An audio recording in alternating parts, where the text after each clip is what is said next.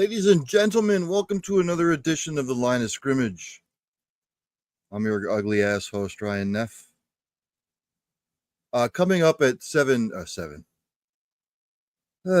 been one of those days. Coming up at 8:15, Jeffrey WALD will be on. And we will be going over Minnesota Gopher. The Gophers.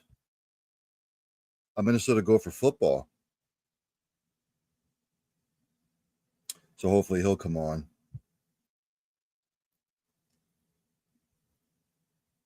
Jeff WALD, ladies and gentlemen. He's a digital sports reporter for @Fox9 News. He covers the Vikings, Gophers football, and all things Minnesota sports. Married, dog owner, and a CrossFit enthusiast.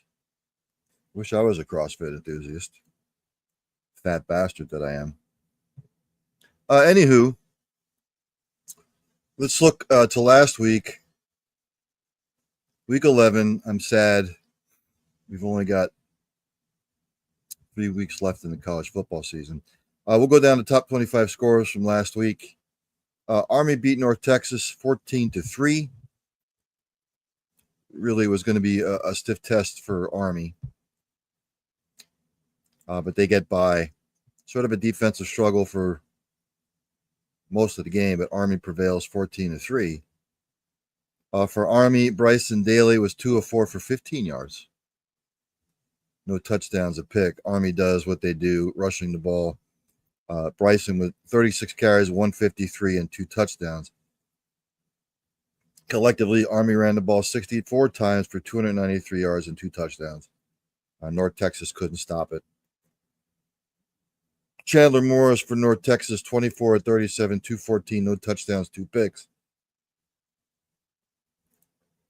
North Texas could only muster 18 carries for 69 yards. Damon Ward Jr., 4 catches at 63 yards.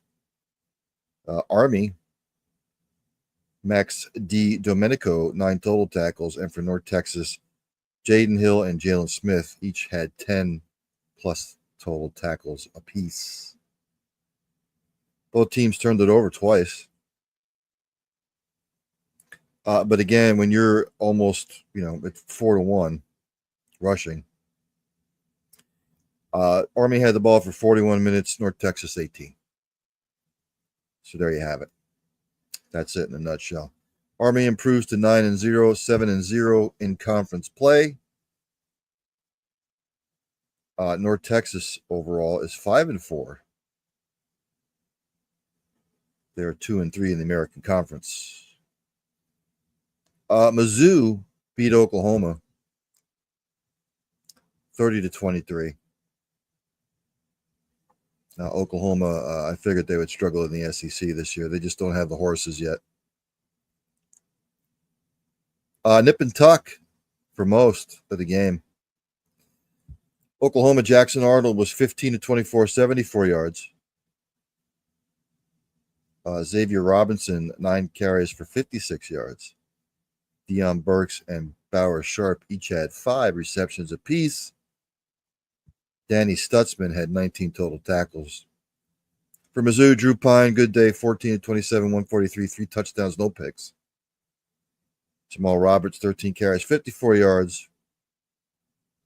Theo Weiss Jr., 4 catches, 70 yards, 2 touchdowns.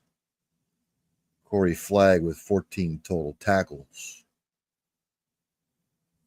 Oklahoma turned it over 4 times. Your difference in the ball game, really. And Missouri was 11 of 19 on third downs. Oklahoma was 5 of 15. You're winning a turnover battle. You're extending drives. You're going to win a football game. So Mizzou is 7-2 in overall, 3-2 in the SEC. Oklahoma is 5-5 overall. They dipped to 1-5 in the SEC. Oklahoma still needs to get to 6 wins for bowl eligibility. In a game that I thought Virginia Tech would win, Clemson pulls off the 24-14 victory in an ACC battle. It was 7-0 at the half, Virginia Tech. And then Clemson got the fire lit under their ass the second half, outscoring Virginia Tech 24-7. Cade Klubnik, 16-34, 211, 3 touchdowns, and a pick. Phil Mustafa Matha, I call him. 26 carries, 128 yards. TJ Moore with 2 catches, 58 yards and a touch. Sammy Brown with 8 total tackles. For Virginia Tech, Kyron Drones, 9-20, 115, no touchdowns, a pick. Colin Schlee came in, 7-17, 73 yards, touchdown, and a pick. Virginia Tech could not run the football, which bit them in the ass. 21 carries collectively for 40 yards. Daquan Felton, 6 receptions, 68 yards. Mose Phillips III with 9 total tackles. Virginia Tech turned it over 3 times. They were 2 of 14 on third down. Thus, the difference in the ball game. Clemson improves to 7-2, 6-1 in the ACC. Virginia Tech 5-5, 3-3 in the ACC. Clemson now controls their own destiny again in the ACC. Washington State improves to 8-1 overall. They beat Utah State 49-21. It really wasn't all that close. Washington State, if they can run the table, outside shot at a playoff berth. Spencer Petras for Utah State, 28-45, 208, 2 touchdowns, a pick. Herschel Turner, 16 carries, 85 yards. Grant Page, 7 receptions, 54 yards. Jordan Vincent, 11 total tackles. Washington State, John Mateer had a day. 18-24, 179, 4 touchdowns, no picks. Wayshawn Parker, 11 carries, 149, 2 touchdowns. Washington State collectively, 45 carries, 303 yards rushing, 3 touchdowns. Kyle Williams, 5 catches, 55 yards, 3 touchdowns receiving. Tariq Al-Uqda, Tanner Moku, and Adrian Wilson, each with 7 tackles apiece. Utah State turned it over twice. Washington State, none.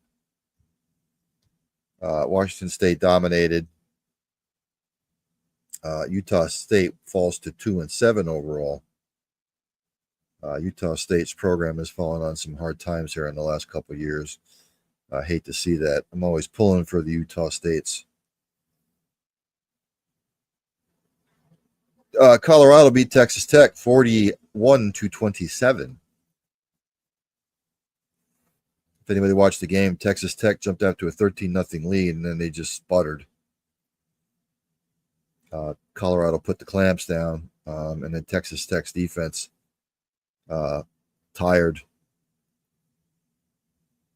Shedeur Sanders was 30-43, 291, 3 touchdowns, no picks. Collectively, Colorado couldn't run the football, 27 carries, 60 yards. Travis Hunter did his thing, 9 catches, 99 yards, and a touch. Levante Bentley with 10 total tackles. Texas Tech, Baron Morton was 24-40, 275, 2 touchdowns, a pick. Taj Brooks, 31 carries, 137 yards, and a touchdown. Josh Kelly, 8 receptions, 106 yards. Jacob Rodriguez, 17 total tackles. Really, for me, the difference in the game, Texas Tech had the 3 turnovers, which hurt. Colorado took care of the ball. Didn't turn the ball over. It wasn't like Colorado was sustaining drives. They were 2 of 13 on third down. Texas Tech was 9 of 20. But the 3 turnovers, 2 fumbles lost, and a pick by Texas Tech really hurt them. Colorado 7-2 in the Big 12, 5-1 overall. 7-2 overall, 5-1 in the Big 12. Texas Tech drops to 6-4. They are 4-3 in the Big 12.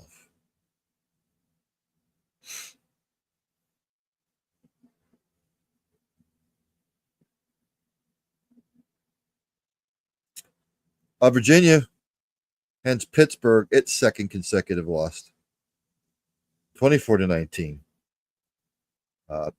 Pittsburgh squandering its opportunity for an ACC title, potentially. Kind of a surprise being that Pitt was at home. Virginia, Anthony Calandria, 16-24, a touchdown and 2 picks.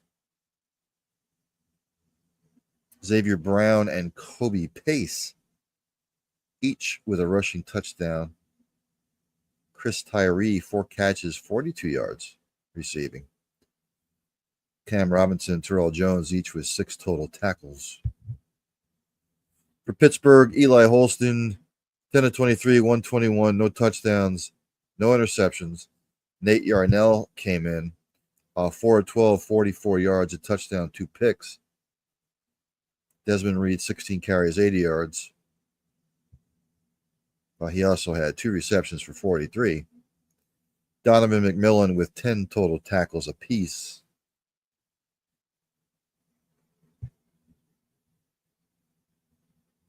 They both turned it over twice. But in the end, Virginia just made one more play than Pitt did. And again, kind of a surprise.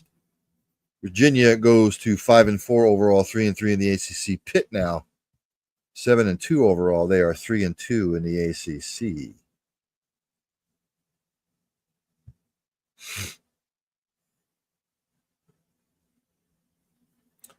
Iowa State drops its second in a row. Kansas beats them 45-36. I was waiting for the wheels to fall off for Iowa State just because they do this every year. It was 28-13 at the half. I know Iowa State sort of made a little bit of a run, but it was too much to overcome. Iowa State, Rocco Becht was 24-37, 383, 3 touchdowns, a pick. Iowa State couldn't run the ball, 24 carries, 78 yards collectively. Jalen Knoll for Iowa State, have a day, 8 catches, 167, 2 touchdowns. Tayshaun James with 10 total tackles. For Kansas, Jalen Daniels, 12-24, 295, 2 touchdowns, no picks. Devin Neal, 18 carries, 116, and 2 touchdowns. Quentin Skinner with the big day, 4 catches, 135, a touch. J.B. Brown, 10 total tackles.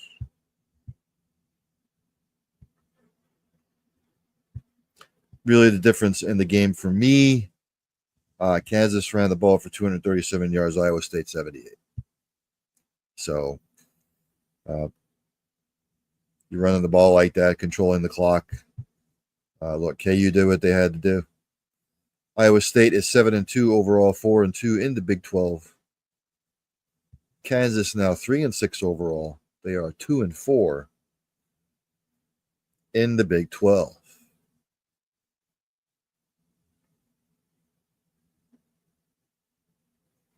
The Boise States beat the Nevadas 28-21. Boise State continuing to do what they need to do. I was 14-14 at the half. This is a little bit closer than Boise State fans would have liked. Style points matter. But nonetheless, Boise State gets the victory. For Nevada, Brendan Lewis was 17-26, 188, a touchdown, no picks. Nevada could not rush the ball, 30 carries, 87 yards collectively. Jaden Smith, 4 catches, 57 yards and a touch. Stone Combs, the leading tackler for Nevada at 8 total tackles. For Boise, Maddox Madsen, 9-20, 119, a touchdown and a pick.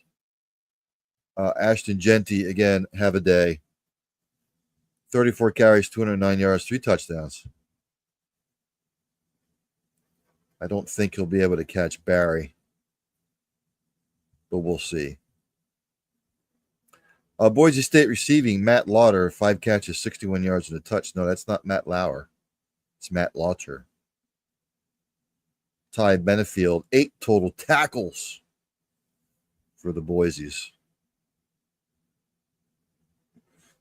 Again, Boise and Nevada both turned it over twice. Boise ran the ball for 274 yards, Nevada for 87. Difference in the game, though Nevada made a game of it. Boise State now 8-1 overall, 5-0 in the Mountain West. Nevada drops to 3-8 overall, 0-5 in the Mountain West Conference.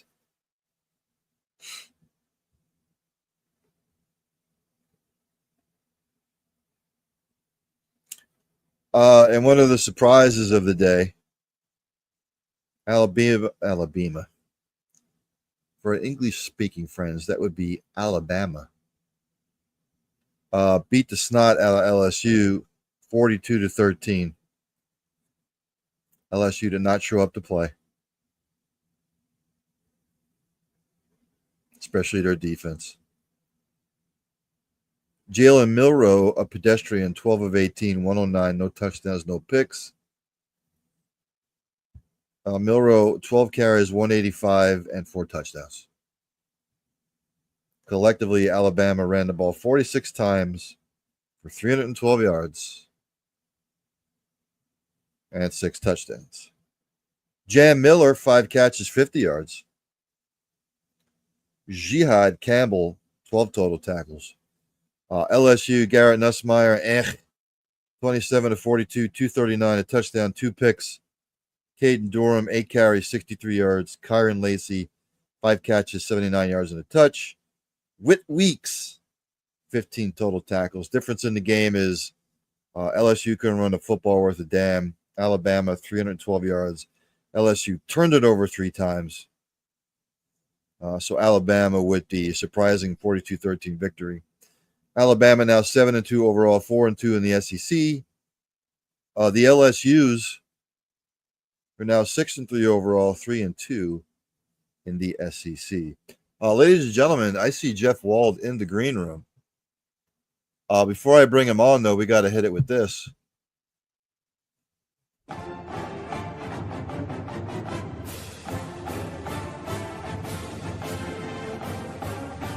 That would be the Minnesota Gophers fight song. Let's just play a little bit, you know, get into the feel of it. Let's bring him on. There he is, ladies and gentlemen. That's Jeff WALD. Jeff, how you doing? I was great until you played that. Now I feel like I'm putting the knife back in my back after that horrid performance at Rutgers. My goodness. Yes. Not a good performance whatsoever. But look, they're 4-3 overall. Or no, they're 4-3 in the Big Ten. Correct. Or the Big Ten +7, whatever they call it. I don't even know what they call it anymore. And they're 6-4 overall. So obviously they're bowl eligible. They've got 2 games left. Defensively, they're good. Offensively, not so much. So what gives? What gives on the offensive side of the ball? Why are they struggling so much? Well, I would say they're inconsistent. I don't know if I'd go so far as to say they're not good. They brought in it's interesting that we talk about the Rutgers loss, which was a bad loss, a disappointing loss. They had come in winning 4 straight games in the Big Ten. To your point, 6-4 overall, they're bowl eligible, and a lot of people didn't think this team would make a bowl game this year. So that it's pathetic to say that, but that in and of itself is something of an accomplishment for this team. And you faced your former quarterback, Nathan Kelly McManus, who's now the quarterback at Rutgers, and And the story sort of behind the scenes at the end of last year was that he was not guaranteed to go for a starting job entering this year. In meetings after the season, that was never made public. It was never confirmed. But I think people covering the team all along sort of knew that conversation at some point was had between Ethan and Coach Fleck. And Ethan decided to enter the transfer portal, and he went East Coast because he liked playing for Kirk Shiraka, who's now the offensive coordinator at Rutgers. The problem was defensively, you didn't show up in the first half of that game. He threw for 240 of his 260 or 216 of his 240 yards and 2 touchdowns in the first half. They didn't put any pressure on him in the first half. They finally put some pressure on him in the second half, and he all but imploded. And then he finally hit a late touchdown pass to seal the win there. But offensively, they've just been inconsistent. I think they're a little bit banged up too. Their star running back Darius Taylor was clearly not 100% on Saturday. He got a reduced workload, and we never really found out why. They're on a bye this week, so we have not had a chance to talk to PJ Fleck this week at all. They come back next week with Penn State next Saturday. Good luck with that. Number 4 ranked team in the country at home. They're fighting for a college football playoff berth. So you've gotten some good play out of Max Brosmer, the New Hampshire transfer, but the offensive line was awful. That's largely the reason why Saturday's result was the way it was. You struggled to move the ball in the second half, and they had some completely missed assignments. They had some blitzes that weren't picked up, some key situations where you didn't advance on a third down. You didn't get a first down. Brosmer got sacked for a safety on a complete miscommunication in the offensive line. That just can't happen. So I would say it was largely due to the offensive line's worst game of the year. Why are they struggling to run the ball so much this year? Because normally Minnesota is a decent running football team, and for some odd reason, they seem to be struggling a little bit to find their groove in the run game. I think a bigger emphasis this year has been, and it's been stressed all year from PJ Fleck, he wanted to pass to run the ball, if that makes any sense. He wants to get chunk plays by throwing the ball to the running back out of the backfield or in the flat, that type of stuff, screen plays.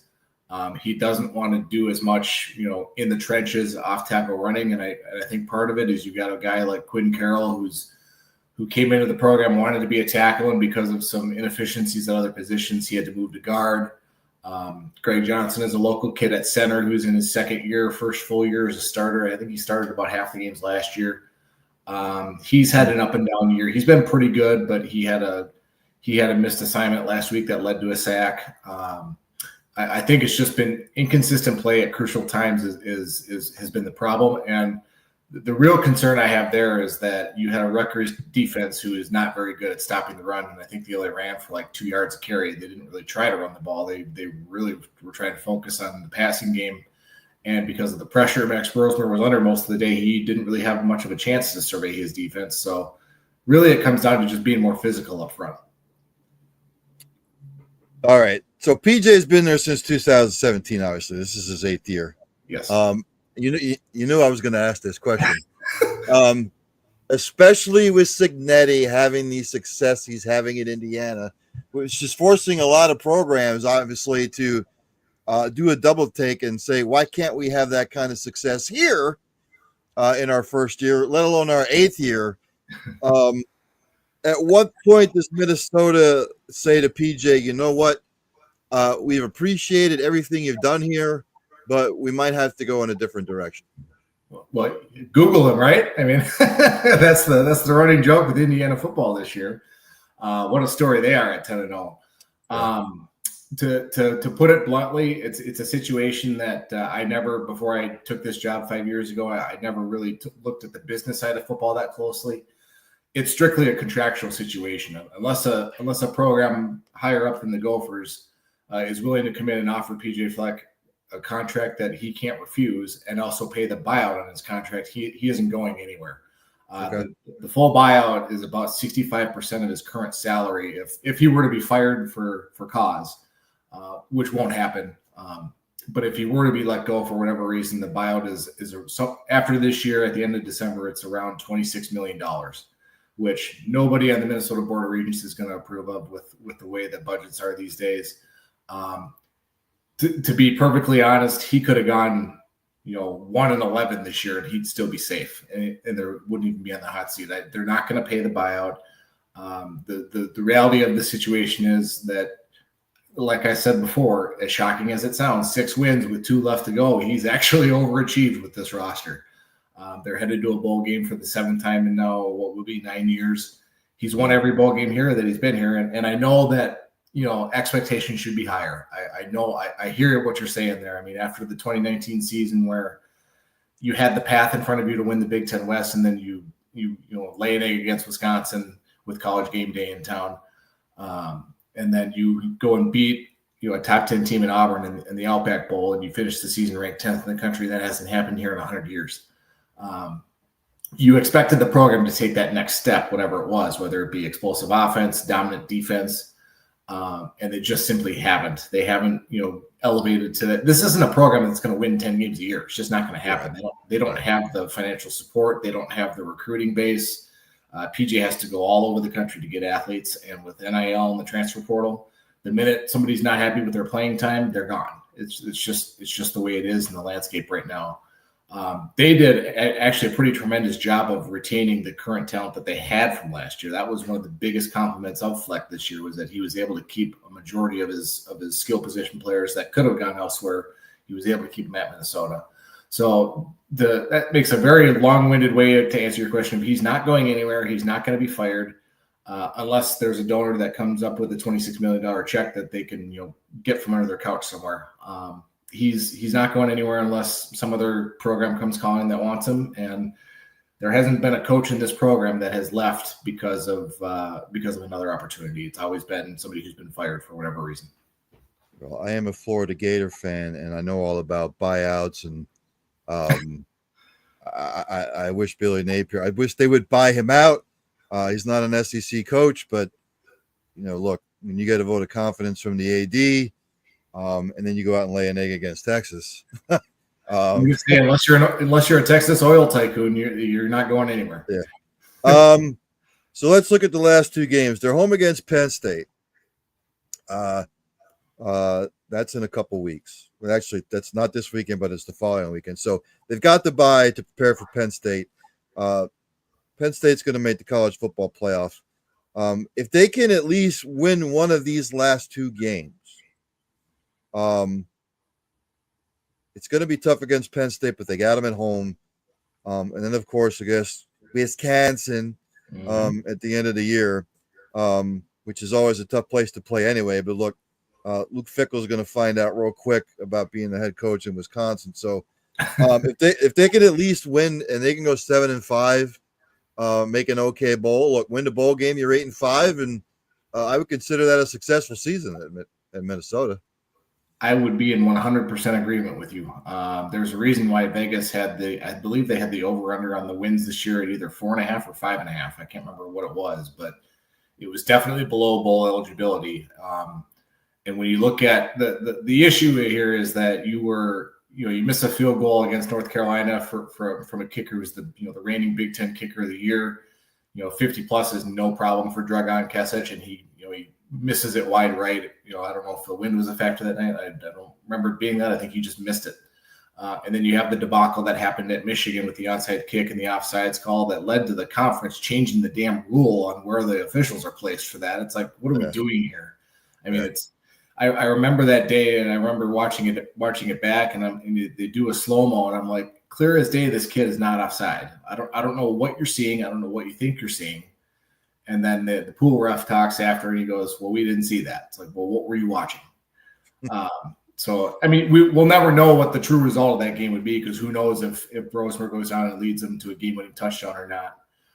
But to your point, you've got they're off this week. They got their second bye of the season this Saturday. So next Saturday, I believe it's the 23rd, they host Penn State for what will be senior day at Huntington Bank Stadium. I expect a good crowd. They've had great crowds all year, despite their ups and downs. It's a 2:30 game, so a good afternoon kickoff. And the last time that they hosted Penn State, we had what they called it the game of the century, because that 29. I mean, I chide, but it's true, because that 2019 season, that was their criticism all year, was that until Penn State they really hadn't played anybody. and then they got a top 10 team in their house, and it's in a, I believe it was a maroon out, so all the fans wore maroon, and they went and pulled the upset, and all of a sudden we're talking college football playoff. Fans are maybe starting to book trips to the Rose Bowl, myself included. Obviously, that didn't pan out. It's going to be tough. I mean, obviously, they're going to be vying for a top 4 spot, so they're not going to lay off the gas at all. And then the next week, on Black Friday, you go to Camp Randall, which, like you said, is always a tough place to play. It's a great atmosphere. But like you said, they've got some uncertainty there. I think the quarterback's out for the year. I think their top running back is hurt. Their defense hasn't played to their standard this year.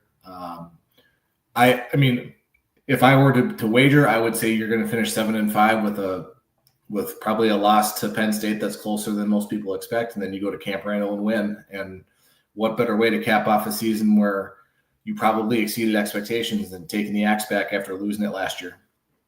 And in case anybody doesn't know, the Minnesota-Wisconsin game, or as I say, the Minnesota and Wisconsin game, that is for Paul Bunyan's axe, which Minnesota has only won 4 times since 2003, going back through my notes here.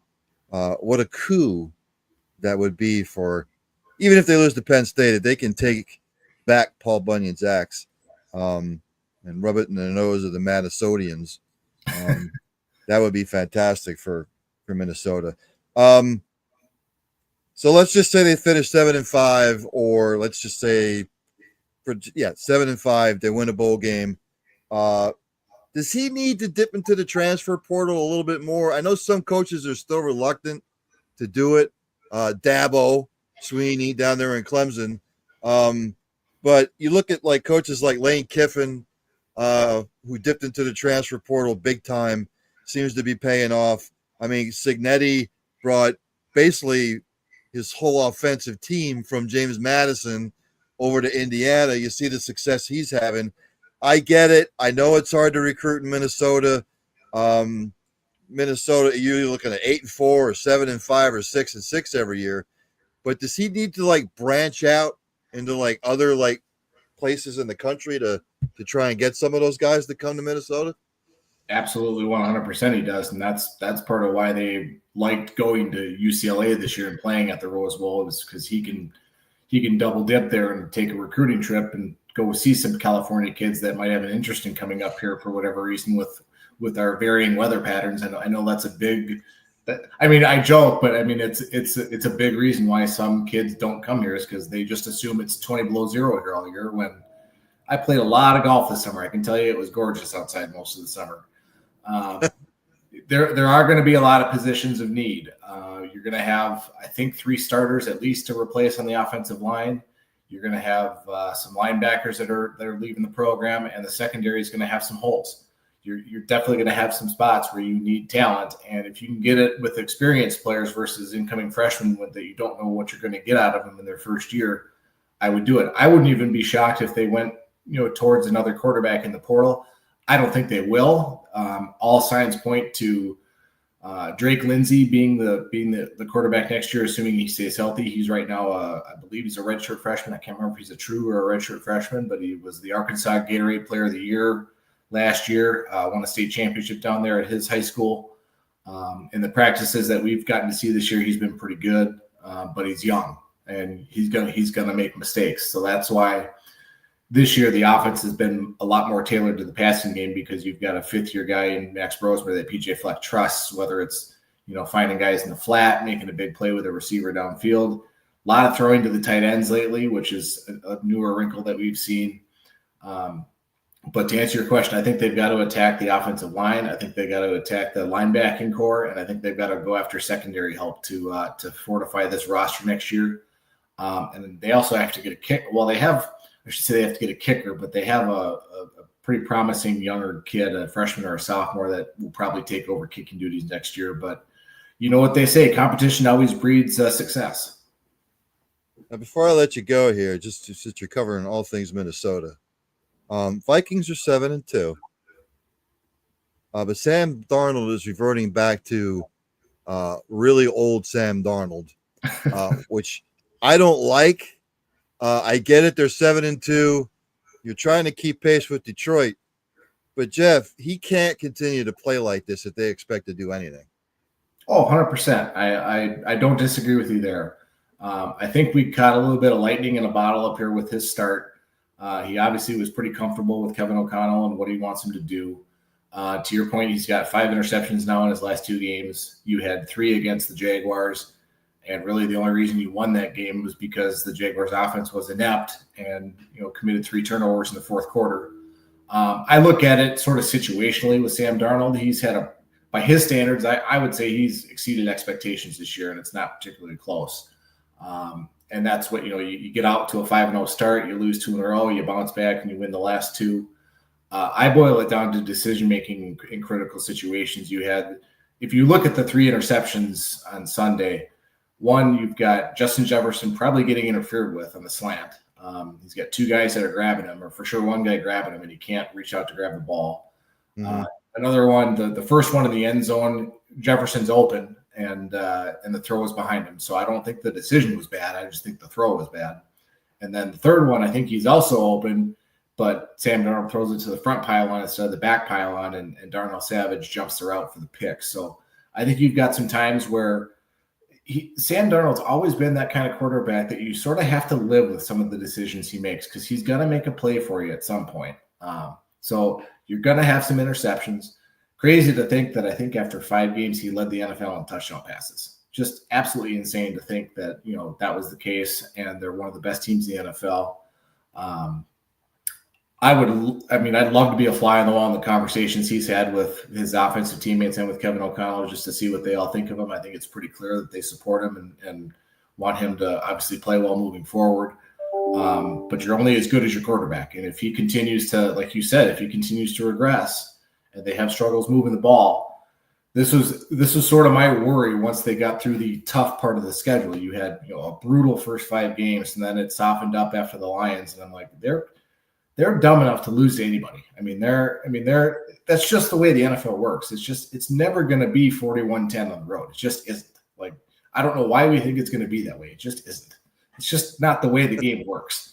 Yeah. So, but to your point, I would love to see him bounce back and control the offense and not give the ball to the other team against the Titans on Sunday, and see where that gives them. Because I think from a skill position standpoint, they're better than a lot of the teams they play the rest of the season.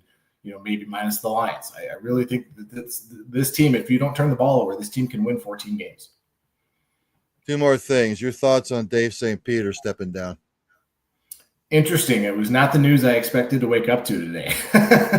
But also not a huge surprise, given that the Pohlad family up here, the Sheep Pohlads, kind of made it clear that the team is up for sale a few weeks ago. The news that kind of came out today that I was a little surprised by was that somebody asked him if this, is this because the team is up for sale only because the future is uncertain? And he goes, not at all. He goes, I actually had, this goes back to conversations I was having over 2 years ago about a turnover plan to leave the team in the hands of now president of baseball operations, Derek Falvey. He's been promoted to now replace St. Peter, and they have a plan in place for when the transition is going to take place. So I think he was with the team for 35 years. He was, in his spot as president and CEO for 22. They made 11 playoff appearances. They won the division several times. They made a playoff run 2 years ago, and then the ownership made the not so wise decision to announce publicly that they were slashing payroll because of TV issues. He just felt like it was his time, and he wants to devote his time to family and some other stuff, which I can understand at his age. So I think he found it, if I'm going to move on, the time's going to be when maybe we're going to do an ownership transition, but that's not the primary reason. So it was a little surprised to hear it today, but I guess after, getting a few minutes to reflect on it and hearing him talk, it was, it's to him, it seems like the right time. Then the last thing, Minnesota is ranked, tied for 3rd nationally in the hockey standings. Is it a Frozen 4 or bust for Minnesota this year?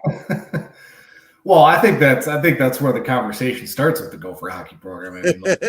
Let's be honest. If we're not getting to, competing for a national title, what are we doing here? And you brought in Bob Motzko a couple years ago for that very purpose, because loved Don Lucia, but it felt like the program had a little bit of a ceiling, and they haven't won a national title now in 20 some years. It was 2001, 2002, if I remember right. They had a chance a couple years ago in the title game and gave up 5 goals and lost. But what you're seeing now is a team that's won 8 straight. They appear to be hitting their stride before you're in mid-November and you're 2-3 series before you take essentially a month off, that's the dumbest thing to me in college sports is why would you get into a groove of a season, play 10 or 12 games and then take a month off? I mean, I get the holidays, I get Christmas, I get finals, I get all that, but to take a team completely out of their rhythm for 4 to 5 weeks makes absolutely no sense to me.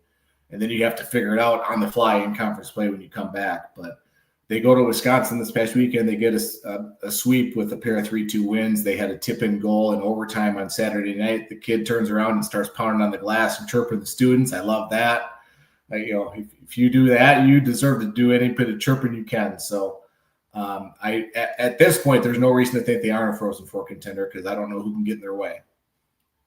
If anybody's keeping notes on the hockey rankings, most of the teams have played 8, 9, 10 games. Cornell is 3-0-1, and they're ranked 5th. So you go figure that out. Ladies and gentlemen, that's Jeff WALD. He is a digital sports reporter for @Fox9, @Fox9 Sports, covering the Vikings, Gophers football, all things Minnesota sports. He's married. He's a dog owner. He's a CrossFit enthusiast. I think if I tried to do CrossFit right now, I'd probably wind up in the hospital. But Jeff, thanks, man. I'll be, hockey, college hockey. Even though I cover college football and that's my passion, I cover all college sports, so I have to pick your brain like later on in the season. Absolutely, and let's not forget about the Minnesota Wild off to a hot start after Minnesota Wild. Yes, absolutely. Are people still sort of sore that it's the Dallas Stars? Oh God.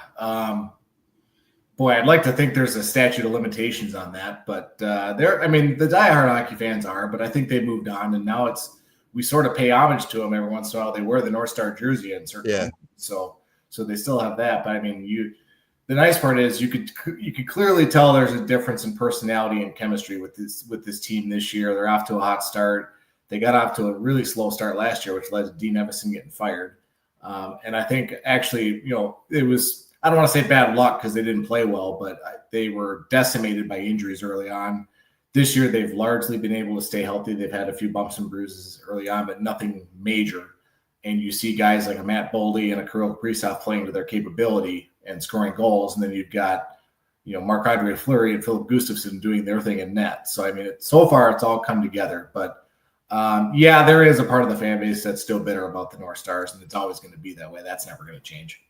I just figured I'd ask. So, Jeff, enjoy the rest of the college football season. I'll be rooting for Minnesota in the Paul Bunyan Axe Trophy game. Exactly, yeah. And I just hope we're not headed back to Detroit for the Quick Lane Bowl. Let's get something else. Let's get something more. That was the toughest part of the loss to Rutgers is you probably denied yourself a chance to go to Florida in January or late December. So that was disappointing. But bottom line is the season is going to end in a bowl game, and that's always what you want at the start of the year. Enjoy the rest of the season, my friend. All right, thank you. We'll talk to you soon. All right, thank you, sir. That's Jeff Wall, ladies and gentlemen. I'm always rooting for the Gophers. I always root for the little guy with Minnesota. I'm always waiting for them to go like 10-2 or 9-3 or somewhere in there. Let's get back to the scores from last week as I go back here on my Verizon pad. Florida State, Mike Norvell might be on his way out. You're 12-1 one year, and now you're 1-9 the next. Deion Sanders now rumored to be a candidate for that job. Notre Dame wins 52-3. Florida State fans want to forget this season completely. For Florida State, Brock Glenn, 5 of 18, 51 yards, no touchdowns, 2 picks. Lawrence Toafili, 16 carries, 77 yards. He was also leading receiver, 3 catches, 20 yards. Shaheem Brown, 5 total tackles. Notre Dame had their way. Riley Leonard was 14 of 27, 215, a touchdown, no picks. Notre Dame ran the ball collectively 32 times for 201 yards, 4 touchdowns. Jaden Greathouse, 5 catches, 66 yards. Jack Kaiser, leading tackler. It was just, they just got bludgeoned. Florida State, 208 yards total offense. It was not good. Notre Dame's 8-1 overall. Florida State 1-9, and waiting for the holidays. BYU with the controversial 22-21 win over the Utes. Utah was up 21-10 at the half, and then Utah could not muster up any points in the second half.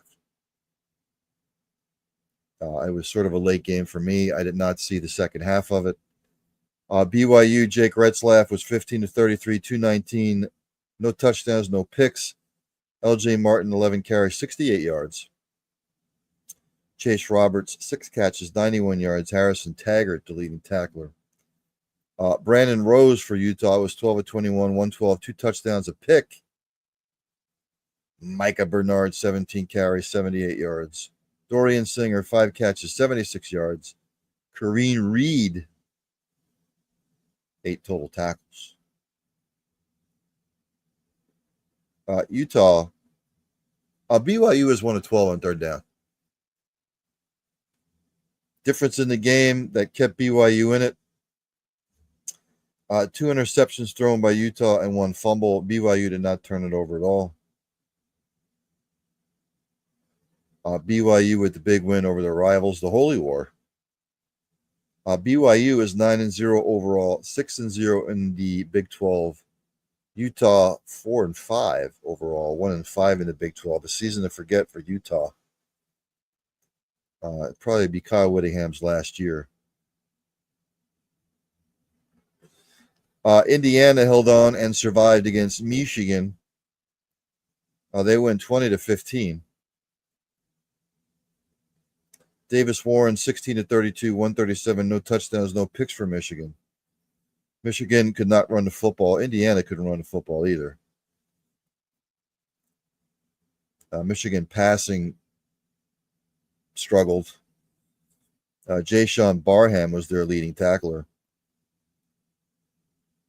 For Indiana, Curtis Rourke, 17 of 28, 206, 2 touchdowns, a pick. Tyson Lawton, 12 carries, 55 yards. Curtis Rourke was sacked many times.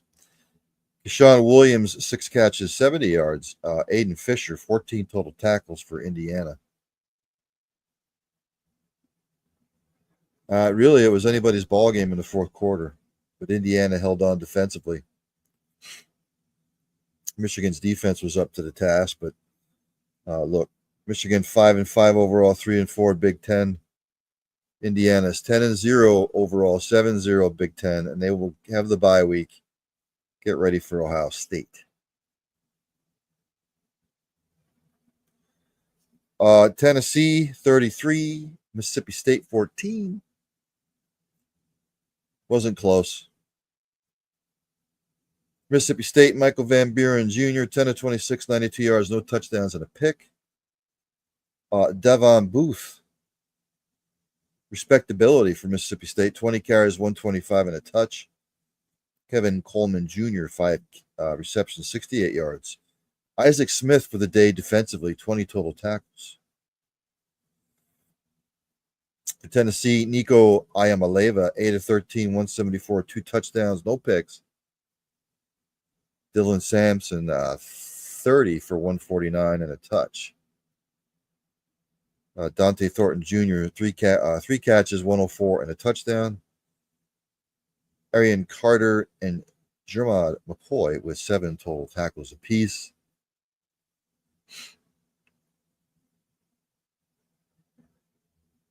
Mississippi State couldn't throw the football, couldn't sustain drives. Tennessee did what they had to do. Tennessee now 8-1 overall, 5-1 in the SEC.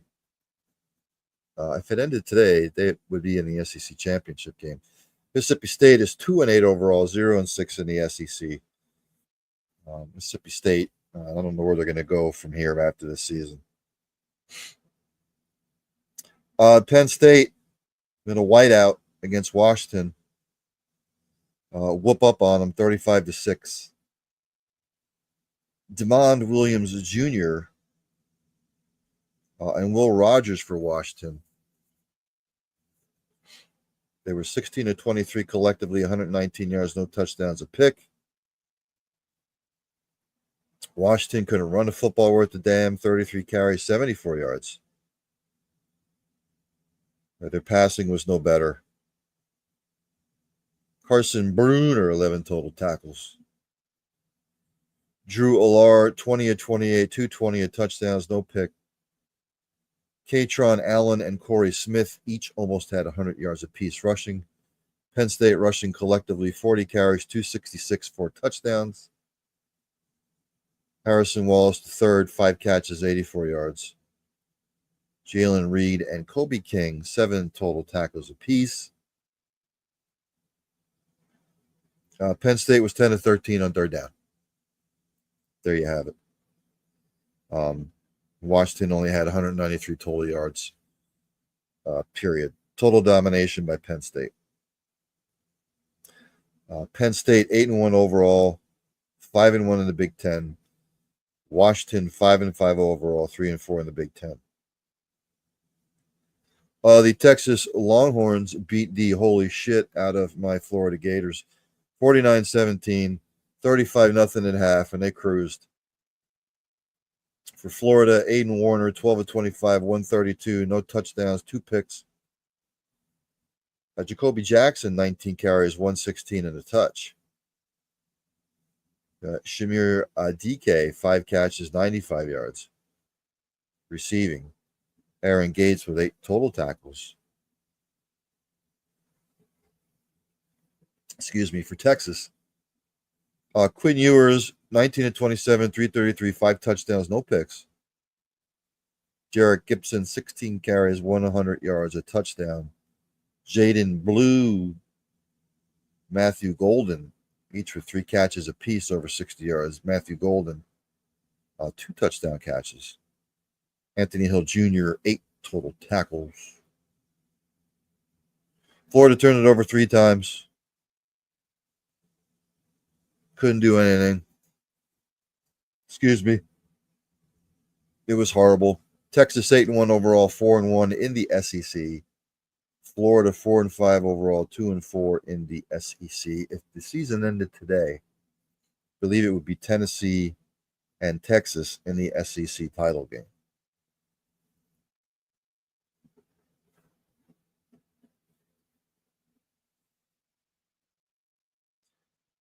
Georgia Tech with the big upset of the day, one of them. They beat Miami 28-23. Georgia Tech is not scared of Miami whatsoever. They beat them last year as well, I believe.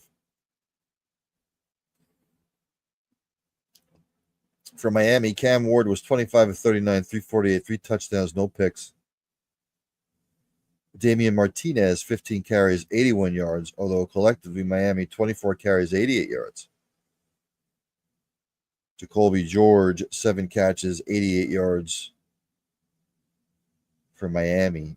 11 total tackles for Francisco Mauigoa. For Georgia Tech, Aaron Philo and Haynes King went 11-16 for 99 yards, 2 touchdowns.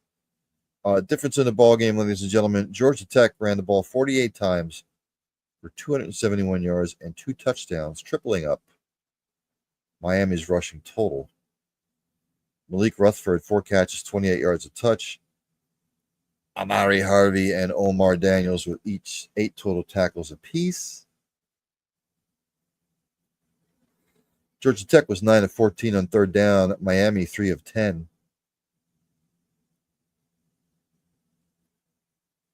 Again, it was Georgia Tech's ability to run the football and control the clock.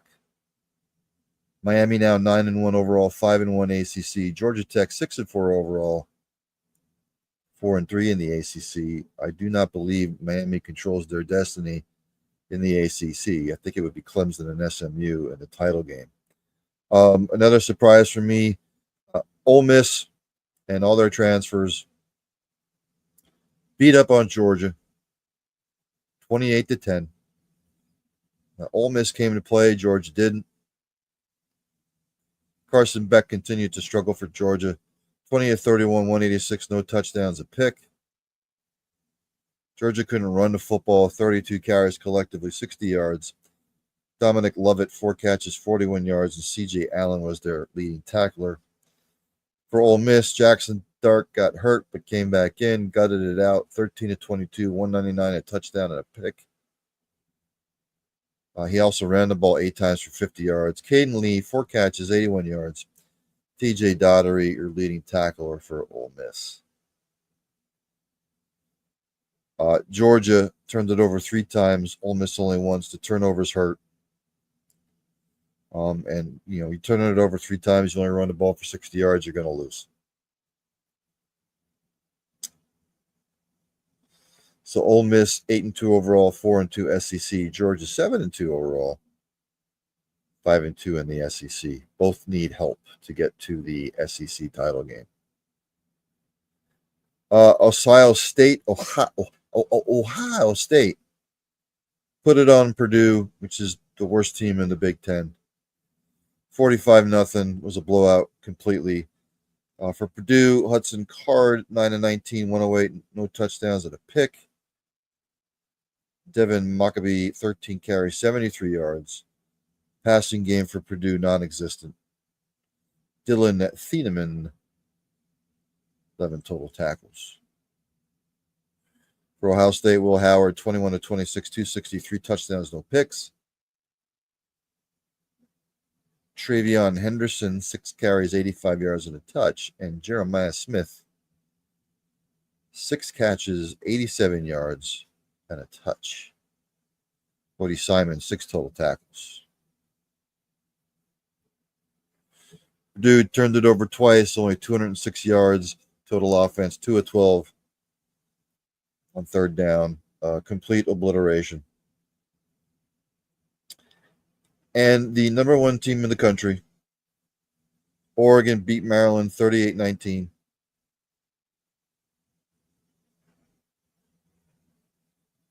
Again, wasn't close. For Maryland, Billy Edwards Jr., 22 of 44, 206 touchdown, 2 picks. He couldn't run the ball worth a damn. 31 carries, 83 yards collectively. Ty Felton, 7 catches, 72 yards, 10 total tackles by Jalen Husky.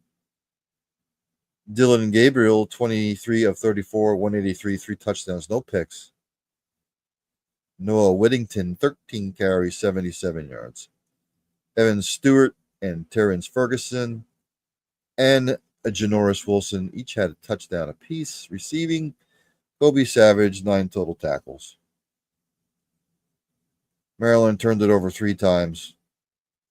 Couldn't run the ball. There you have it.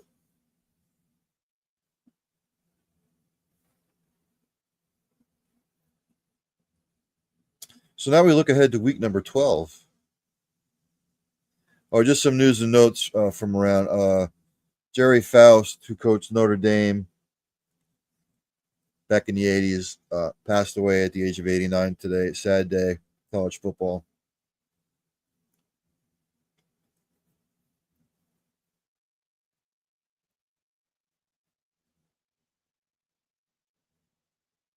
He got a raw deal at Notre Dame. Good dude. Really good guy.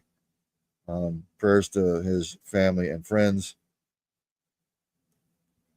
USC has been fined, put on probation for 2023 coaching violations. Go figure.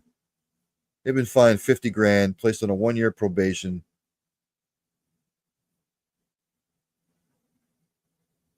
It just says 8 analysts for the football program engaged in on and off-field coaching activities during spring 2022, fall 2022, and spring 2023, resulting in the football program exceeding the permissible number of accountable coaches by 6 for 2 academic years. As a result of the violations, the parties also agreed that football head coach Lincoln Riley violated head coach responsibility rules. Blah, blah, blah, blah. Bullshit.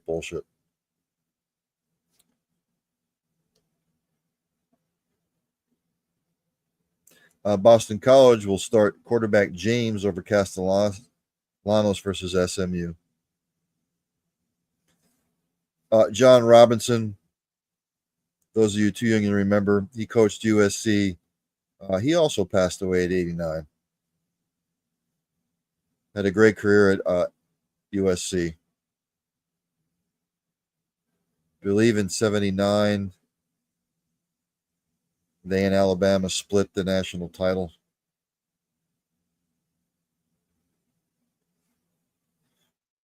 So again, sad day. Prayers to him and his friends and family. Well, if anybody wants to know, it's Maction tonight. Ball State is up on Buffalo at the half, 28-24. Bowling Green leads Western Michigan 17-7 at the half. An early third quarter, Toledo all over Central Michigan, 27-3. So let's go to week number 12 of college football.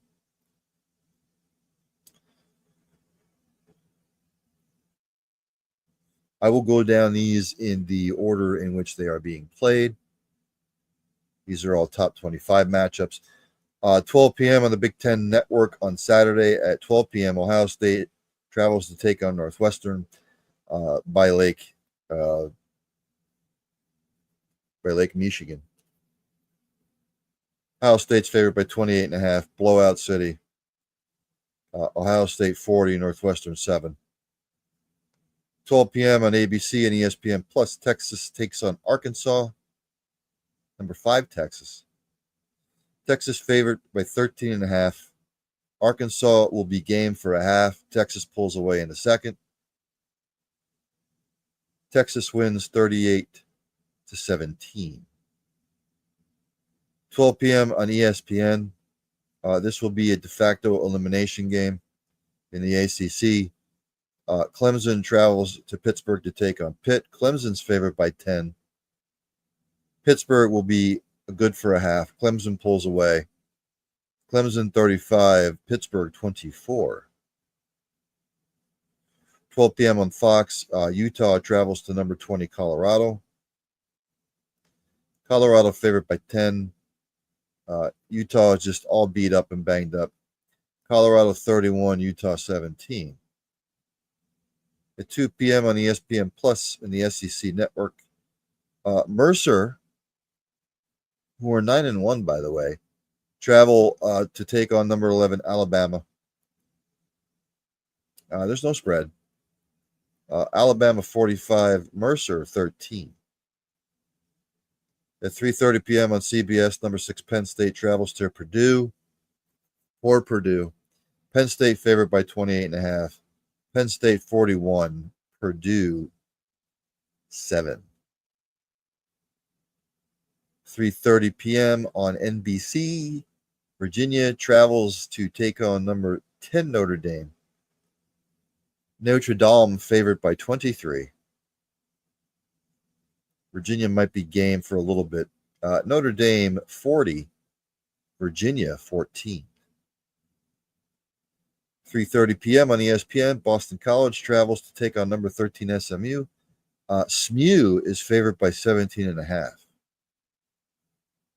SMU 38, Boston College 17.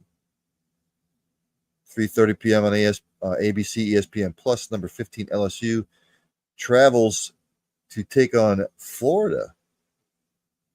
Florida or LSU only favored by 4.5. Forget about it. LSU, even with that pitiful defense. LSU 33, Florida 20. 3:30 p.m. on the ACC Network, 22 Louisville travels to take on Stanford. Louisville favored by 20. Louisville 34, Stanford 17. 4:15 p.m. on the SEC Network, 24 Missouri travels to take on South Carolina. South Carolina favored by 12. Somebody knows something? South Carolina 30, Missouri 20. 7 p.m. on CBS SN.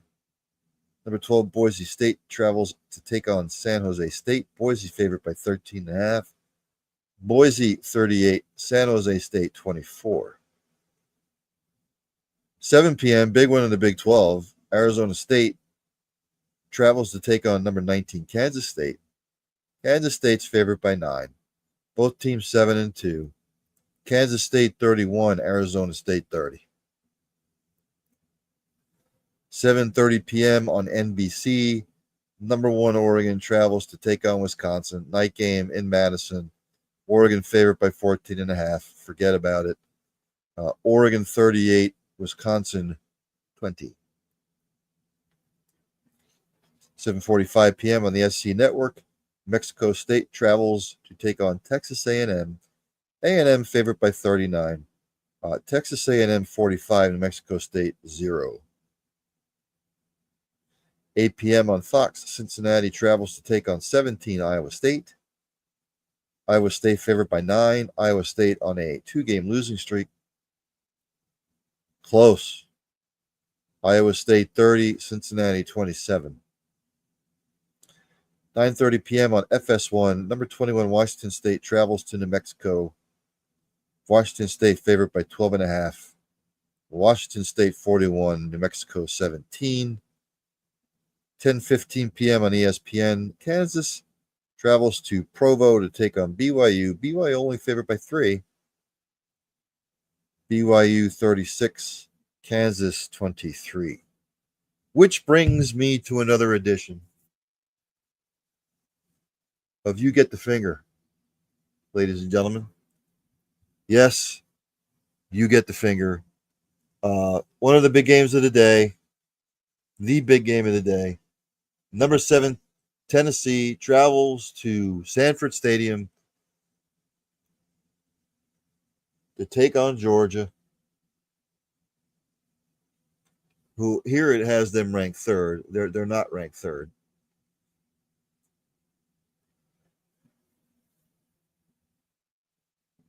Georgia's favored by 10.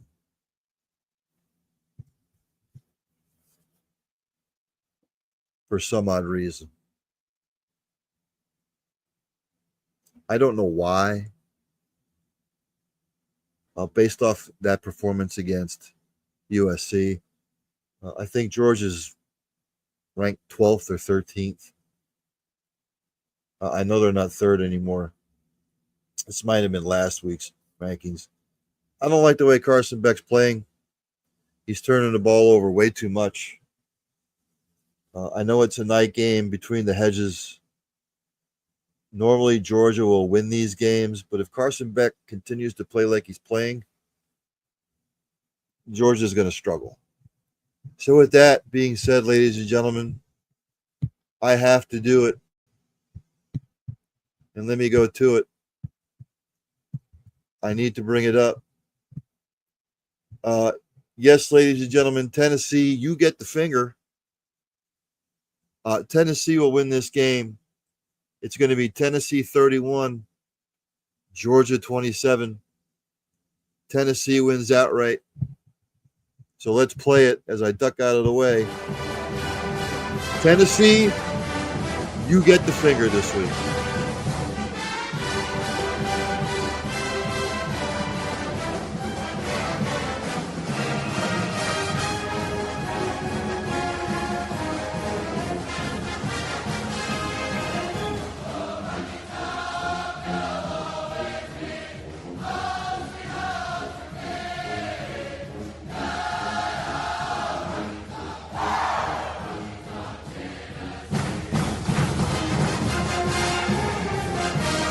That's right.